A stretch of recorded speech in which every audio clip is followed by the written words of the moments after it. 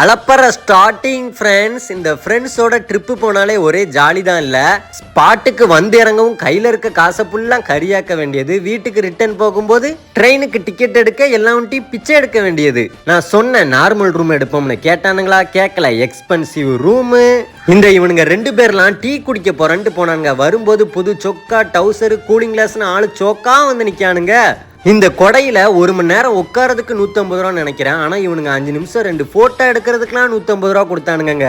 இதன் எல்லாத்தோட விளைவா ரிட்டர்ன் ஊருக்கு போக காசு இல்ல.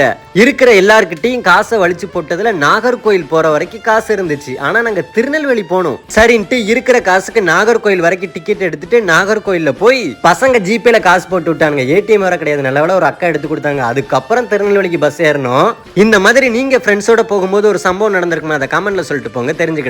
அப்புறம் ஃபைனலா ட்ரிப் எப்ப போனீங்க அதையும் கமெண்ட்ல சொல்லிட்டு போங்க, தெரிஞ்சுக்கிட்டேன். டாடா.